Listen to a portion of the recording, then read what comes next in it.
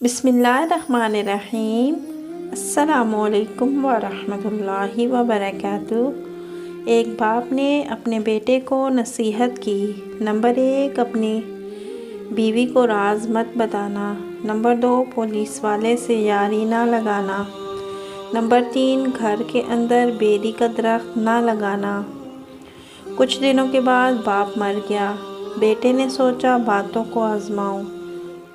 بیٹے نے پولیس والے سے یاری لگا لی اور اس پہ جان دینے لگا۔ گھر کے اندر بیری کا درخت لگا لیا اور شادی کر کے بیوی لے آیا۔ بیوی کو کہا کہ میرے راز کو راز ہی رکھنا۔ 2-4 سال کے بعد بیٹے نے آزمایا۔ اس نے ایک بکرے کا سر لیا جو خون سے پورے کا پورا نچڑ رہا تھا۔ اس نے اوپر سفید کپڑا جو خون سے آلودہ تھا اچھے طریقے سے لپیٹ کے گھر لا کر خوفزدہ انداز میں گھر کے صحن کو کھود کر دبا دیا۔ بیوی دیکھ رہی تھی۔ اس نے پوچھا، جانو یہ کیا ہے؟ بندے نے کہا، یہ نہیں بتانا۔ آخر بیوی نے پیارے انداز میں پوچھا کہ میں آپ کی جان ہوں، بتائیں۔ بندے نے جواب دیا کہ میں نے ایک بندے کو قتل کر کے اس کا سر کاٹا ہے اور یہاں دبا دیا ہے، کسی کو مت بتانا۔ بیوی نے شام کو ہی اپنی بہن کو کال کر کے بتایا کہ میرا میاں تو قاتل ہے، قتل کر کے اس بندے کا سر گھر میں دبایا۔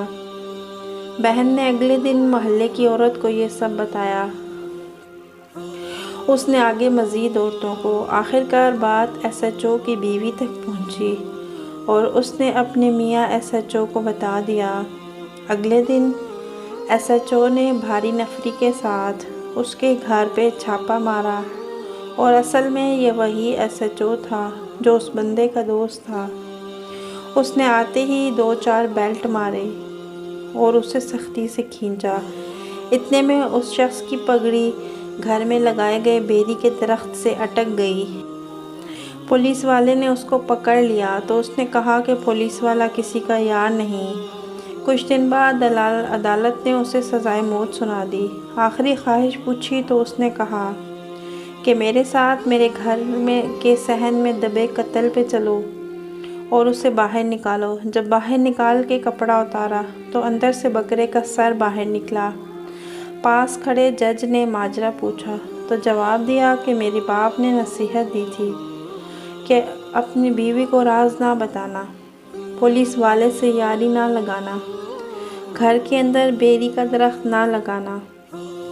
تو میں نے آزما کے دیکھا تو یہ نتیجہ ملا اور میں ہوش و حواس میں اپنی بہت زیادہ پیار کرنے والی بیوی کو طلاق دیتا ہوں اور پولیس والے سے دوستی ختم کرنے کے ساتھ ساتھ بیری کے درخت کو آگ لگاتا ہوں جس نے میری پگڑی رو لی۔